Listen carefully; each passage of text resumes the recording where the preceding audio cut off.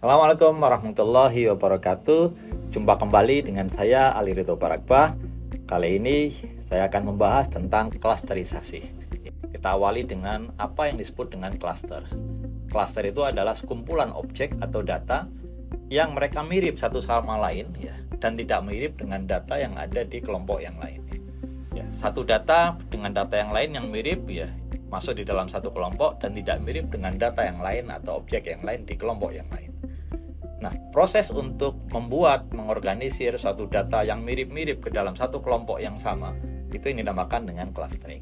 Nah, ini adalah ilustrasi bagaimana proses clustering itu berjalan. Ya, kita ada 6 objek di sana, ya, ada 3 yang berwarna merah, ada 3 yang berwarna biru, dengan bentuk, ya, ada yang bentuknya kotak, ada yang bentuknya oval, ya. Nah, ketika kita ingin mengorganisir 2 objek, ya, kita akan dihadapkan, ya, pada bagaimana caranya kita membentuk pengelompokan ya berdasarkan similaritas. Kalau similaritas berdasarkan warna, maka kita akan mengelompokkan warna yang merah di satu kelompok, warna yang biru di satu kelompok. Tapi bisa juga kita melakukan similaritas itu dengan mengukur, melihat bentuknya. Ya, bentuk-bentuk yang kotak di satu kelompok, bentuk-bentuk ya yang oval di satu kelompok. Prosesnya dinamakan dengan clustering. Nah, similaritas juga bisa dilihat ya dari sisi jarak. Misalkan yang tampak pada layar, ya di situ ada 12 data atau katakanlah 12 batu begitu. Ya, kita ingin membentuk 3 kelompok, 3 klaster dari batu.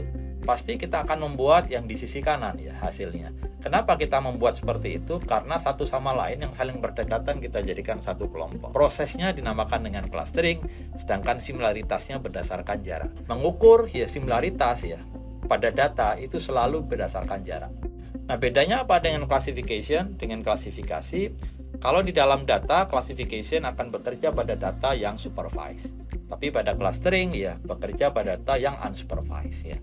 Unsupervised, ya, berarti dia tidak ada label. Tapi begitu diklasifikasi supervised, dia ada label. Dan analisa yang dipakai, ya, untuk hasil itu adalah memungkinkan menggunakan error ratio, sedangkan di clustering menggunakan variance, ya. Ini adalah ilustrasi bagaimana data supervised itu digunakan. Ketika setiap data ada guidance yang di samping kanan, ya ada class label di samping kanan, ini dinamakan dengan data supervised. Data supervised ya itu bekerja untuk persoalan klasifikasi. Sedangkan yang data unsupervised, dia tidak ada label setiap datanya. Jadi kosong, tidak ada label apapun ya. Yang ada hanya data. Sehingga ketika kita melakukan klasterisasi atau clustering, yang ada adalah pengelompokan. Ini adalah hasil clustering misalkan. Tapi kita tidak tahu ya hasil pengelompokan ini mempunyai label apa, karena clustering tidak bermain di label. Clustering hanya bermain di pengelompokan. Setelah pengelompokan ya ketika kita ingin melanjutkan sampai ke labeling, ya, maka ada satu proses lagi yang di luar clustering yang dinamakan dengan interpretasi. Nah, kalau kita melihat karakteristik clustering ya itu ada 3. Dan satunya lagi adalah hybrid ya, yang memungkinkan banyak sekali algoritma yang kombinasi dari ketiga. Yang pertama kita lihat partitioning. Partitioning disebut juga dengan exclusive clustering ya. Ciri khasnya adalah setiap data harus masuk ke klaster tertentu, dan pada saat iterasi ya belum berakhir dia bisa berpindah-pindah ya. Jadi pada saat iterasi pertama dia satu data dimiliki oleh klaster A, kemudian di iterasi yang kedua dia berpindah ke klaster B. Nah, sehingga ya dia selalu berpindah sampai di akhir iterasi. Contohnya adalah k-means ya.